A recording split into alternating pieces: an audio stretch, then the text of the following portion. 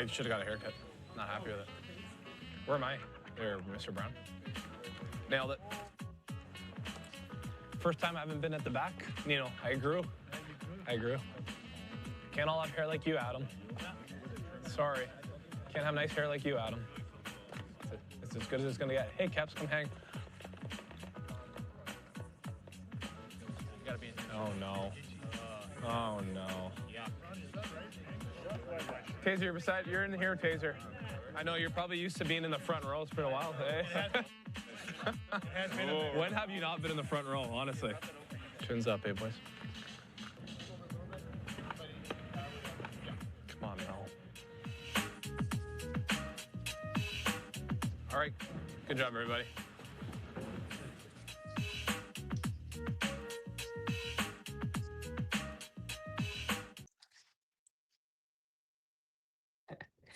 It's Jamie. Oh, there he goes. What? Takes off the microphone. Hello, the mute button. I'm Sara Lusky. He's Jamie Thomas. Thanks so much, everybody, for joining us for another edition of Check-In. Wait a second. How did you know I was turning the mute button off? Oh, why can't I hear you? Can you hear me? Oh, yeah. Can you hear me? Test, test, test. All right. Well, you take it away, Jamie.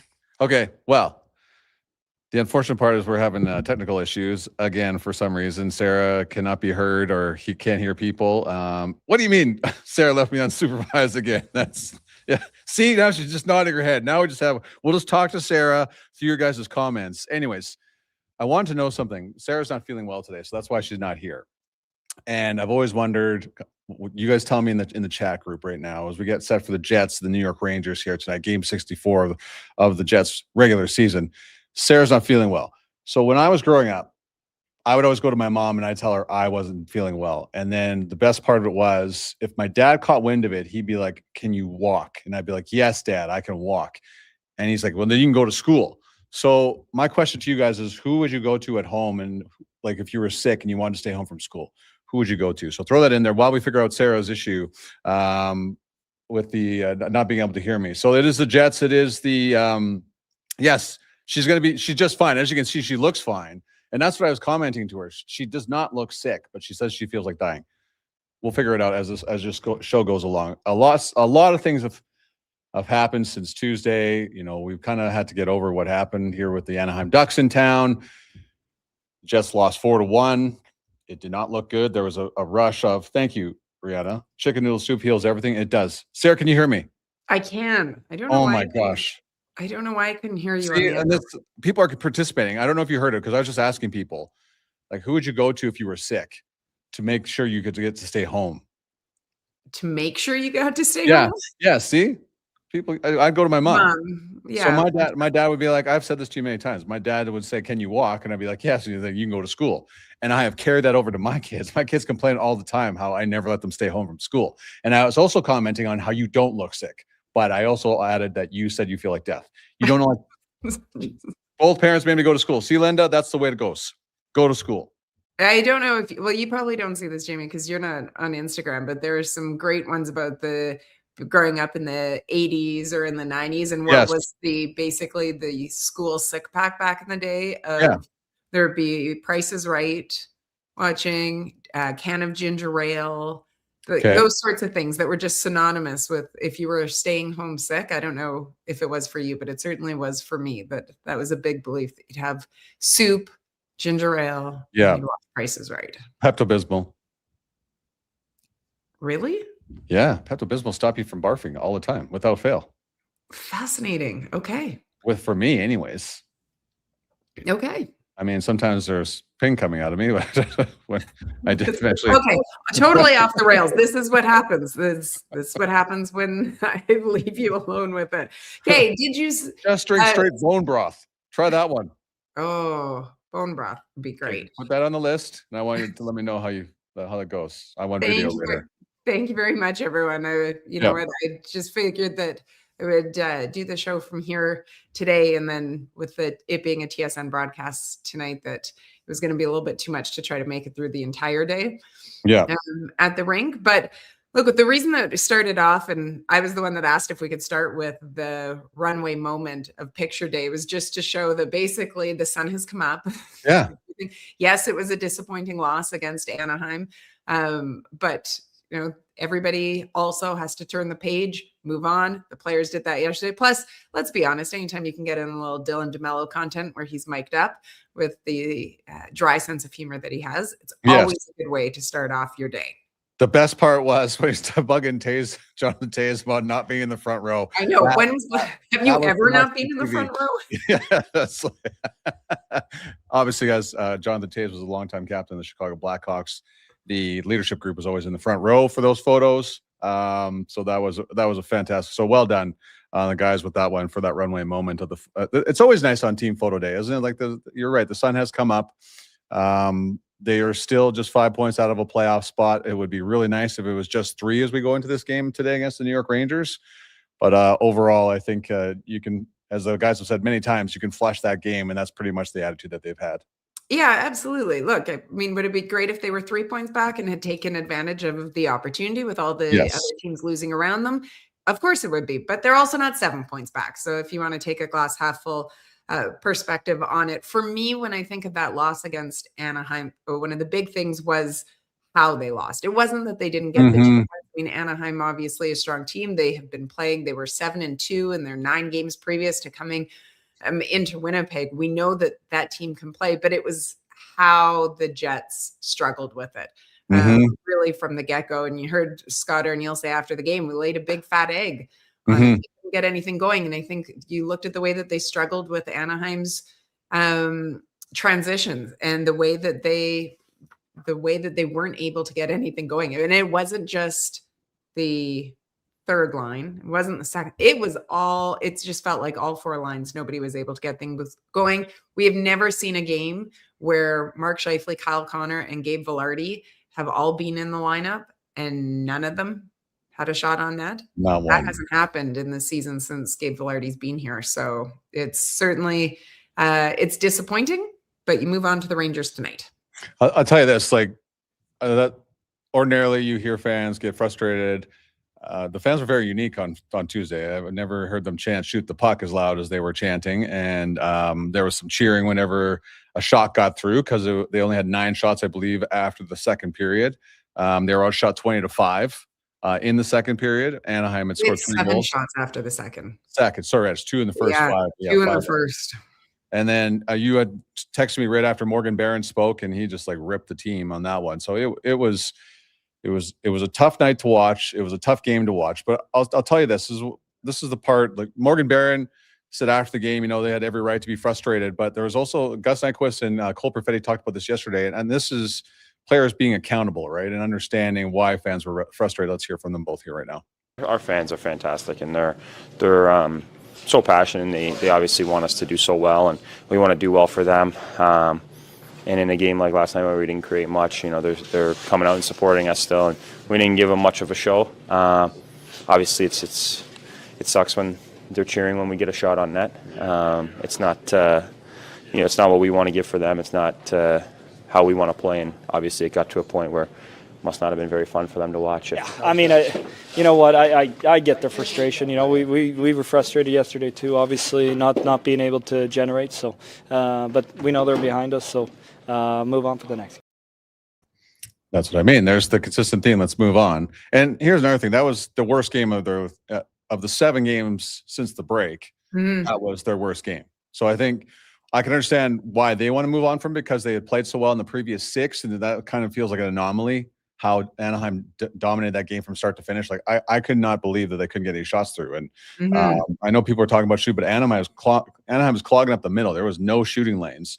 So some credit has to be given to them in that aspect. But now we move on, and Mitchell Clinton will join us here momentarily on the show here to talk about what happened and what's ahead here. There's obviously people, are frustrated, but now you can move on and we'll figure out how this goes. Now, you're playing the New York Rangers, and people look at the standings and they'll go like this.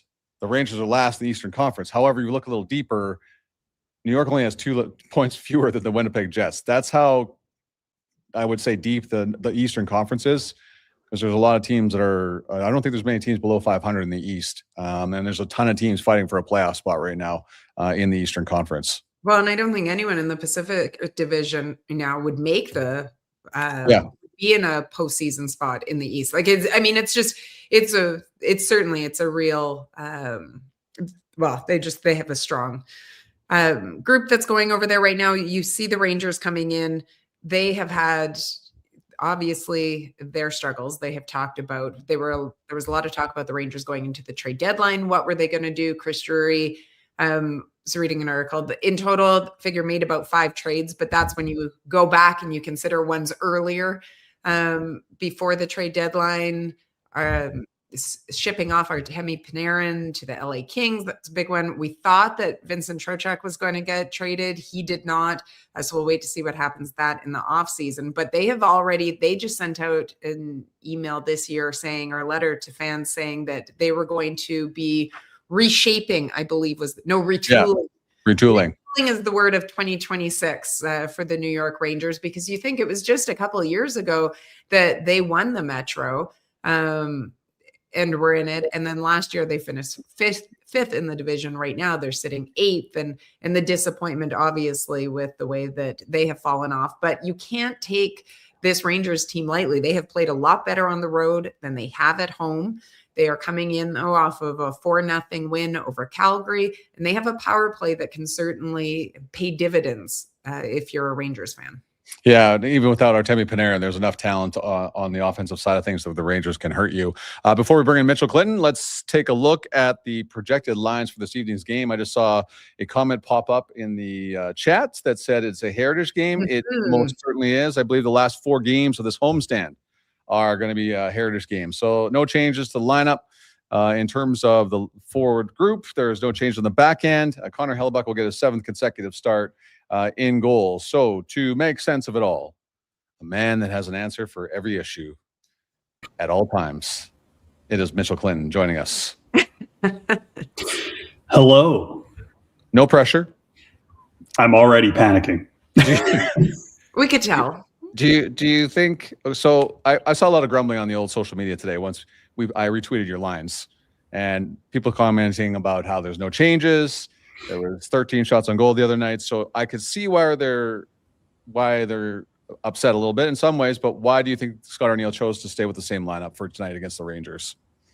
I would say it's probably more of a vote of confidence in how the group was playing prior to the Anaheim game. There really does seem to be a mindset, an appetite, or a belief that the Anaheim game, especially given the results that Winnipeg's had since the Olympic break, was kind of the one-off. It sucks. Yeah. It always sucks when it happens, but it almost doubly sucks because of when it happened. And I think that's why there's a big kind of spotlight on it. So, I mean, here's the opportunity for Winnipeg to show that they can, respond in that situation, especially with this particular group of players, obviously. And I remember we had Isaac Rosen on after the first game that he and Jacob Bryson played with the Jets, and Winnipeg had won, obviously. And I remember asking him, like, how does it feel to not only get the win, but also to be able to feel like you're part of it, like you're in it, you're in it with this group now.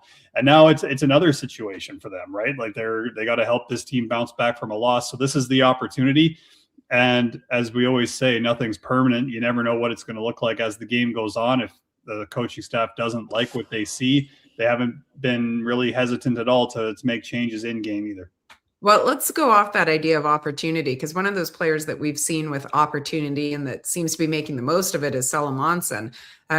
Today also it comes out he's going to be getting his chance on the second power play unit. Scott Arniel spoke about him as well. What is it that you have liked about him that you think he's added to this defensive core that, obviously in his mind, he's hoping will keep him here, not just for the rest of this season, but going beyond? Yeah, Sarah, for me, it's kind of been just the comfort that he's continued to show, right? You think back to the first couple of games he played in Washington and Carolina, and there were some learning moments in there for sure. And of course, there would be for anybody coming into the National Hockey League. But whenever you always heard about Elias Salamonson, whether you were talking to those around the Manitoba Moose or those that were a little bit more familiar with him, maybe at the World Juniors, as he's gone on in his career and, won that title in the SHL as well, it's always been about how reliable he is as a puck-moving defenseman, but he can also get up in the play, and he's got a quick release on the shot from the point, and it's not that he's hesitant to use it, but he doesn't necessarily fire away, right? Like he's going to find the shooting lanes. He's going to make sure that that puck, if he's letting it go, it's going to get through. And that's pretty much what happened on the Morgan Barron goal, was Salamonsson's ability to get it through at 5-on-5. And of course, that's the byproduct of a rush chance, etc. But nonetheless, I think the principle still stands. What we've seen over this particular time since he's been able to get back into the lineup on a consistent basis is that comfort level continue to rise, right? Like, and I remember talking about this with about Logan Stanley and a lot of players that come into the National Hockey League, right? When you're there on maybe your first recall or your first season, maybe you're a young prospect getting your first 9 games in the NHL, whatever it may be, you're worried about that mistake and what that mistake will cost you, whether it's ice time or the ability to get in the lineup the next game. You know, for Elias Salomonsson, especially given the fact that he's a right shot and some of the numbers that he's putting up in terms of possession analytics, chances for and against with Dylan Samberg, he's become a pretty important part of Winnipeg's top 4. And he's just getting more and more experience of A, playing those minutes, and B, playing against that competition. So now he's a little bit more settled, I think, in that spot. Now he knows full well he has to continue to play well to stay in that spot and keep getting the opportunity. But it just kind of seems he's got that ability to let whatever minor mistake, say, he makes roll off his back, and he's able to go out the next shift, and you wouldn't even realize that he had made a mistake the previous shift. I know you're in the room, Mitch, when Dylan DeMelo and Dylan Samberg talked today, and Samberg made a very funny joke with Josh Morrissey, Mark Scheifele, you know, Dylan DeMelo. Is like, there seems like there's a milestone being reached every week, right? So at this point, so 700 games for Dylan DeMelo. And maybe the best part for DeMelo when he came to the NHL, he came on a veteran hockey team like the San Jose Sharks, probably the best place to come in if you're breaking into the league because the pressure isn't so high on you. But what have you liked about Dylan DeMelo since he became a Winnipeg Jet? Yeah, mostly consistency, right? Like he's been really good for Josh Morrissey as a partner as well. But I mean, this is a guy that came into Winnipeg and pretty much immediately started playing about 21.5 minutes a game and has done that consistently over the last number of years. And, you know, has been a big part of Winnipeg's PK that, you know, has had some different coaching staffs, but at the same time, you know, he's had to learn different PKers in front of him and different structures, different systems, but it hasn't really been a problem. Now, part of that, yes, it's a job of a pro hockey player to know how to do his job, and Dylan DeMelo certainly knows how to do that. But I think even since he came to Winnipeg, I think we've seen some growth in Dylan DeMelo's game, and that just goes to show that, you know, early on in a career, we just talked about Elias Salomonsson, you know, he's getting into his first, you know, coming up on 15, 20 games in the NHL. There's a lot of learning that goes on there, but that learning doesn't necessarily stop. But, you know, I've often heard it said that defensemen need about 300 games in the NHL before you start to have a really, really good sense of who they are, what they can do. And that's not to say that, you know, you don't add to your game as it goes, but it's around that 300 game mark that you start to see exactly what this defenseman might be able to do. You just have enough experience. You played teams enough times. You played against players enough times that you start to see some consistency in that game. And I think for Dylan DeMelo, now that you get up to 700, just goes to show that, you know, you're never satisfied as an athlete. You're always trying to find a different way. And his role has continued to change over the course of those 700 games, where he went from, say, 300 games to now 700. You know, maybe he wasn't in that top 2, top 4 role in some of his previous teams, but now that's pretty much in Winnipeg all he knows. And he's done it with Josh Morrissey. He's done it with Dylan Samberg as a PK duo. And even when Morrissey was out, Samberg and DeMelo, that was the top pair that Winnipeg was throwing out there. And they didn't really seem to blink too much. They're a big part of why Winnipeg has been able to get the results that they have coming out of the Olympic break, especially given all the injuries on the back end, specifically in DeMelo's case on the right side with Pionk and Miller out. When you think about the way that this team has played since coming out of the break, and Jamie and I talked before you came on about how, you know, you hope that last game against Anaheim was more an anomaly and just a one-off given the way that they had been playing in the 6 previous games. When you look at this game tonight against the New York Rangers, so they're sitting, yes, last in the Metro, but obviously at 60 points, and they play well on the road. They've had success. This isn't a team that you can take lightly. Jets are only at 62 points. So with the way that things are structured, what is it that you are expecting from this game tonight? How do you think this game has to look for the Jets to be able to get back into the win column? I would say they need to A, be fast, B, take care of the puck at both blue lines. That's what really got them into trouble against Anaheim, and against a team like that that's going to run and gun. Yeah. That's feeds right into what they want to do. And I remember just before I came on here, I was listening a little bit to you guys, and Jamie talked about how there was just nothing in the middle of the ice, and that's where Anaheim would force that turnover and away they go, right? So puck management is going to be a big one for Winnipeg. And just to give an indication of how much of an anomaly that was for Winnipeg against Anaheim, you start from the Olympic break and you go to up until that Anaheim game on natural stat trick when it comes to expected goals, shot attempts for and against at 5-on-5, and high danger chances. Winnipeg's creeping up into the top 5 or 6 in the NHL in that span. Like, they were playing quite well, and it's not even necessarily because they were just winning, but they were starting to turn a lot of those numbers that have really over the course of the year been against them, starting to turn them into a little bit of a strength. And then of course the Anaheim game happens. They give up a whole lot of chances that has been, at least since the Olympic break, a little bit different. So puck management for Winnipeg is going to be the big thing.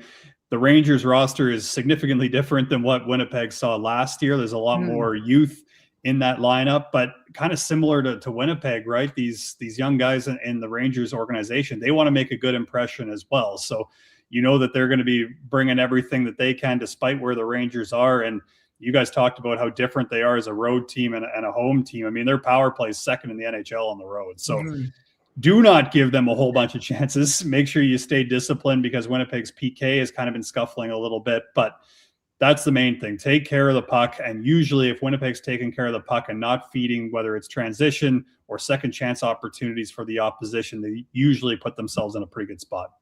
All right, before we let you go, it's time for Soup's On. Hang on a second, Mitch.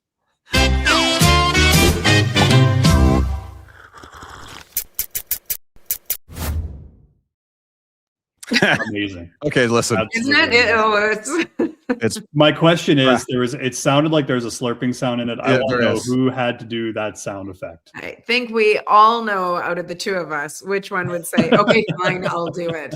Fine, I'll do it. I did. I wish it was me, because that's some good slurping. Sarah's sick today. So what was your favorite soup growing up when you didn't feel good that your mom or dad would make for you? It was chicken noodle, obviously, on my side of things, but not necessarily the Campbell's. It was, and I don't even know if any of this is sponsored. So yeah, Lipton's was the one for me. It was, I don't know what it is, but like the smaller noodle. I don't know if it was like the broth was saltier. I don't know. How's that for a very specific answer? I love it. Check-in presented by Lipton. Listen, hey, since we're sponsorless for the second year in a row, we just throw them out there. We say anybody's name on here, and hopefully somebody's watching. They're like, you know what? That's a good idea. I'm going to sponsor that show. So say whatever you want on this show. We have open doors to anybody, any type of product at this point. 100%. Thanks, buddy.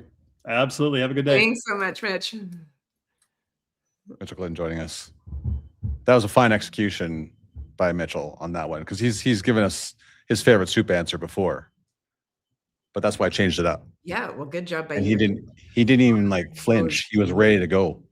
Yes. Okay, so we talked about 700 games in the National Hockey League. Yes. You and I have 0 together combined. How many do you think we have broadcasting, though? Oh, but you've done way more broadcasts than I have. Like, I did 2 seasons with the Flames. Does digital count nowadays? I don't know. Does this count? Like this show, I would give you got 1,000 games in the NHL, don't you, by now? I don't know. I could have to go back and count. Well, you have a bobblehead, so obviously you have 1,000. I should have brought my bobblehead on. I know. You know what? I'm going to bring it so that the bobblehead's over your right shoulder right now.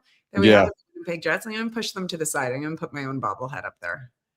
You're going to see if I can notice. That's what you should do. See if anybody else notices.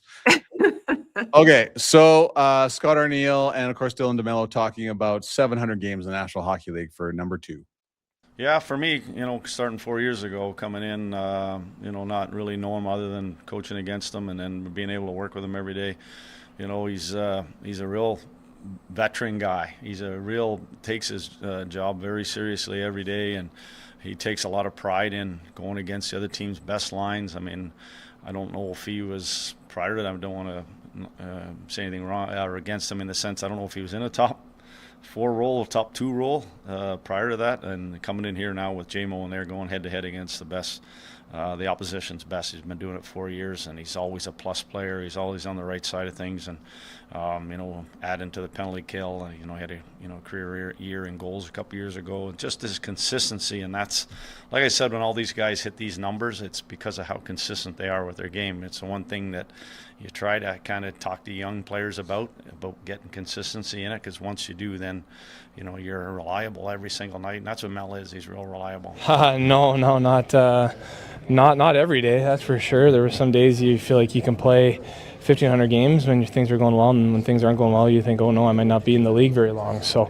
when you kind of look back at it in the road, it's been obviously a lot of fun, some ups and downs, but definitely wouldn't trade it for anything. And definitely, 700 games is an awesome accomplishment, so I'm proud of it. Not satisfied. Hopefully, can play a lot more and continue to enjoy living my dream every day. The most impressive part from Dylan came a little bit later in that scrum inside the dressing room. Like, he listed off pretty much every coach he's had in the National Hockey League, which I find fascinating that you can do that. Remember everybody like that. So full credit to Dylan DeMelo as a man of great detail. Yes, I did work for the Flames. What a time to be alive that was. I got a million stories during that. What? I had a ton of fun in those broadcasts. I'll tell you one thing. This is one of my many embarrassing moments doing that. I was on the ice introducing the game. Of course, you stand on ice level, Sarah, right? I had to go on the ice at the Saddle Dome all the time. Yeah, that was a big Sportsnet thing for quite a while. Long time. And the guys would come on the ice and they'd skate around. They'd be right behind me. Jamie McLennan used to slap me on the butt all the time with his goal stick when he'd go by. And I was like, it's the Flames. And I totally forgot who they were playing. So I had to look over my shoulder and the Columbus Blue Jackets, because I totally had blanked out on national television. So that was one of my not finer moments. But that was right after I got slapped in the butt by a hockey stick. So I was distracted. You and I will one day bring up some of our embarrassing stories. Oh, I got hundreds. We'll have a full show on that. We'll bring other people into the show, I think. Sure. Well, that sounds like a Gene Principe show kind of show.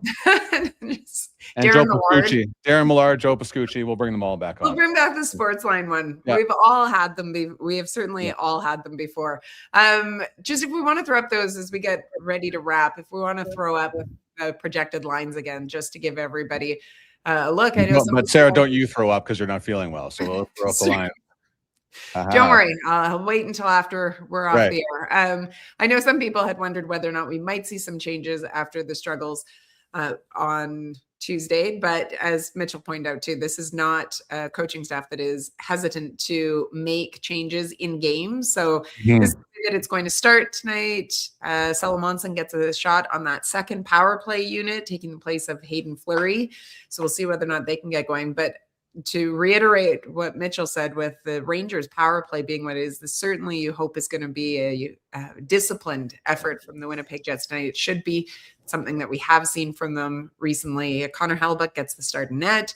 Shesterkin is who we're expecting in net based on the Rangers morning skate as well. So we'll see. But New York with points, I was looking at 6 of their last 7 games. They've scored at least 4 goals in 4 of their last 5 games. So this is a team that you don't want to give those opportunities to because they certainly, with some of that talent that they have on there, have certainly made opposing teams pay recently. Yeah. And here, from the way the guy's body language today, I'm pretty sure there's not going to be another game like there was on Tuesday. They seem very determined to prove that was a one-off, and I fully expect them to be just like that when the puck drops tonight at 7.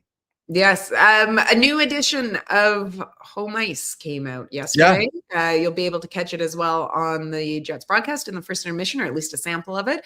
But here is a little teaser as to what you can expect when you go on the Winnipeg Jets YouTube channel to check out Home Ice. Lego, what is it that you enjoy about Lego? I think obviously creating something, making something's cool. Do you always follow? Is it always a set piece that you're creating? Usually it's Star Wars, but a lot of the Star Wars ones I've already done. There's only so many, and I'm kind of, if my parents knew, like I want to get the Death Star, but it's $1,000, and it's like, that's insane. Like, my parents, if I spend $1,000 on a Lego, they'd be like, you're crazy. So I love that even now, in the back of your mind, you go, oh, mom and dad would not be happy about that. Yeah, well. Over here, I'm working on Jabba ship. So it's still pretty early stages. This is just kind of the base of it. Got 3PO already, and we got Jabba.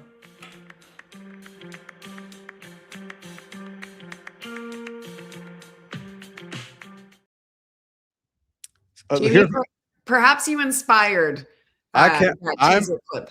I'm not jealous of you at all, rarely, but I was so jealous when once you unloaded the fact that he has Lego in his house. I was like, and it's Star Wars. Star Wars. I could talk. The fact that Logan Stanley came on this podcast, our ground control, is like, I think it was the Millennium Falcon. Had no clue what was going on. I was embarrassed for Logan Stanley not knowing the Star Wars ships. So I was so jealous of you, and I still am right now, because that would be amazing. For those that don't know, JT is a huge Star Wars fan. Yes. Yeah. Like unapologetic. I'll watch anything and apologize for all of it. Even the Disney Star Wars stuff, I apologize for daily. And yeah, see, I like this. I like him more now with the Star Wars Lego collection. And that is the whole point of why we do ground control and why we do home ice and why runway. So people get to know these guys a little bit more than just what they do on the ice, because they're really cool people. I sat down with Isaac Roseanne the other day. First question I asked him, and I'm not going to tell you what he said. I said, does anyone bug you about IKEA? Great answer coming up, but when that comes out, it'll be out soon anyway. So again, congratulations, Sarah. That was another great episode from Home Ice, and you're getting lots of kudos in the chat. And thank you, Phyllis. There is nothing better than Star Wars. Phyllis, he was waiting for someone. He felt somebody, someone to come through and say, 3 of my kids all hate Star Wars. I thought for sure Star Wars, like, you have kids, you're like, I'm going to sit with them, I'm going to watch all these movies together. Nothing. They're like, what is this, Dad? So I failed as a parent. I failed. No, well, we'll talk about that in that long episode as well. Yeah, with Darren Millard, Scucci. Yeah, so it was great. And you know what? One of the things that I've loved, just quickly before we wrap, about the comments that I've seen so far about that home ice, is that people love that Velarde signs his extension. And here he is worried about what his parents are going to say. Because you're always terrified of your parents, no matter how old about what it would be spending $1,000 on Legos, which to me, I mean, it's insane, the idea of spending $1,000 on a Lego set, but I appreciate that we're in a very different tax bracket. If I'm in his tax bracket, I'd hate to see what my house would look like, because there would be no room. Oh, actually, I would love to see what your house would look like. I think that would be. I talk big, but there's no way that stuff is out. Yeah. I had a Yoda poster. I had a Yoda Wisdom up on my wall. I met Des. She came over, my wife to be. She's like, that has to go. And I was like, what are you talking about? I'm like, I'm like, that helped me meet you. All that wisdom right there. Do or do not. There is no try. So I'm like, this is all right here. She's like, it has to go. So she made me take it down, like 1 month into the relationship. Oh, that's why I'm a dummy now, because I don't have Yoda telling me what to do anymore. I have no Yoda wisdom, so I'm an idiot because of that. Okay. Oh, off the rails. Off the rails. Off the rails. All right, we are going to wrap things up, because I am going to get ready to come into the ring. Everyone wish Sarah well. We will see you tonight on the TSN broadcast. Looking forward to that. So happy that it is a 7 o'clock start, because nobody to this day can figure out why Tuesday was a 7:30. So there's no answer why it was 7:30? I haven't been able to find anyone yet, but 7 o'clock start. So 6:30 pregame show. Of course, you can always listen. If you can't watch us on TV, you can always listen to CJOB. Got to love the calls of Paul Edmonds and Mitchell Clinton. Always enjoyable. And when you want to continue with your Winnipeg Jets fix throughout the afternoon, you know where to head. A lot of you, I'm sure, are right now over to Winnipeg Sports Talk, so that you can have Huss and Remus continue to get you set for tonight's game against the New York Rangers. Game 5 of this 8-game homestand. Yes, we have finally hit the halfway point. Thanks for watching, everybody. Enjoy the game tonight. We'll see you guys on Saturday. 11 o'clock show. Oh, yes. 11 to 11. Start. Saturday, Sunday. Colorado. Yes. Saturday, St. Louis, Sunday. We'll see you both times. See you later. Have a great day, everyone.